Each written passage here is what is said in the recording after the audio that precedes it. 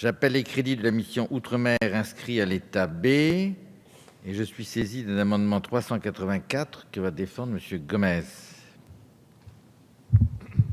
Oui, merci, Monsieur le Président, Madame la Ministre.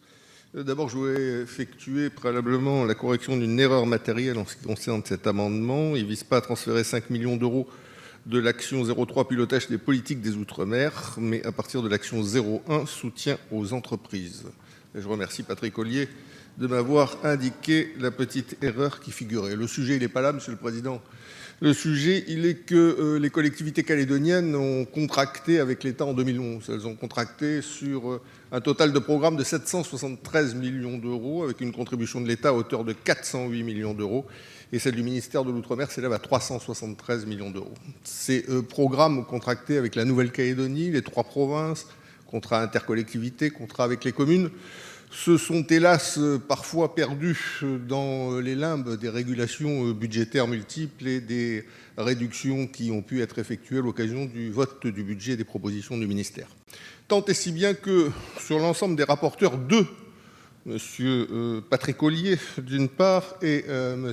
Ibrahim Aboubacar d'autre part, appellent l'attention de notre Assemblée, appellent l'attention du ministère sur la situation dans laquelle se trouvent les collectivités calédoniennes. M. Patrick Ollier d'abord, après avoir entendu le Haut-Commissariat de la République, qui n'est pas un trublion en Nouvelle-Calédonie, qui est un organisme très sérieux, qui représente l'État au plan local, et qui indique lui-même que les crédits inscrits aussi bien en autorisation d'engagement depuis 2011 d'ailleurs, pour ne pas faire de procès inutile, comme les crédits de paiement ont toujours été insuffisants, que les derniers d'ailleurs en 1995 ont fait l'objet d'une double régulation budgétaire, la première en mai, la seconde un peu plus tard, ce qui a contribué à réduire de près de 20% la régulation budgétaire, les crédits qui avaient été inscrits et votés par votre Assemblée au terme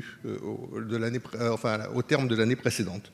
Et donc au total aujourd'hui, les collectivités calédoniennes, avec lesquelles j'ai fait le point avant de venir intervenir en séance, indiquent que ce n'est pas 5 millions d'euros, c'était juste un amendement d'appel, Monsieur le Président, mais 25 millions d'euros qui font défaut pour que les programmes qui sont lancés puissent être poursuivis.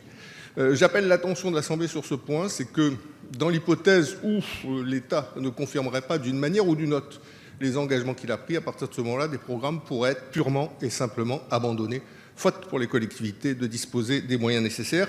Les mêmes termes sont repris dans le rapport de M. Ibrahim Aboubacar, qui a, lors de ses auditions, entendu également les mêmes échos sur les difficultés des collectivités calédoniennes à obtenir les crédits nécessaires de la part de l'État. Je rappelle que ces contrats de développement sont prévus dans les accords de Matignon, confirmés dans l'accord de Nouméa. Ce sont des contrats entre l'État et les collectivités pour favoriser le rééquilibrage du pays et le rattrapage structurel dont la Nouvelle-Calédonie a besoin. Ce sont donc véritablement des engagements forts de l'État et il convient que l'État les respecte. Alors je partage évidemment l'intérêt que vous avez pour le fait d'avoir des crédits satisfaisants pour les Calédoniens, mais je dois dire 2 choses. D'abord, s'il n'y a pas d'année blanche réellement, pourquoi il y a eu prolongation du contrat? C'est pour permettre à la Nouvelle-Calédonie d'utiliser les crédits qui avaient été prévus. Si on avait arrêté à la date prévue, eh bien, ça aurait été une perte pour les Calédoniens. Donc, je crois que ça a été plutôt une manière de les aider à réaliser leurs projets et de les aider à consommer les crédits prévus. Par ailleurs, franchement, on ne peut pas dire que les Calédoniens soient lésés dans cette affaire, puisque la dotation des contrats de Nouvelle-Calédonie est la plus élevée de l'ensemble des Outre-mer, en valeur absolue et par habitant, 1 386 €. Donc, il me semble que c'est justice, on se comporte à l'égard de la Nouvelle-Calédonie d'une manière juste. Aujourd'hui, on pourra arriver à une exécution de l'ordre de 85% des contrats, ce qui est un taux assez satisfaisant. Alors, vous nous proposez de rajouter des fonds pour l'emploi et de les prendre aux entreprises. J'avoue que compte tenu des débats qu'on a eus avant, c'est un peu singulier. Précédemment, vous aviez proposé de les prendre au pilotage de l'action pour les Outre-mer, ce qui est quand même bien utile. Donc, je crois que j'ai compris l'idée que vous portez de demander un peu plus de sous, c'est de bonne guerre, mais en même temps, votre amendement en l'état actuel ne peut pas prospérer et je suis défavorable. Oui, merci Monsieur le Président. Je ne veux pas demander plus de sous. Je ne veux pas demander plus de sous, Madame la Ministre. Philippe Gomès, il ne demande pas plus de sous.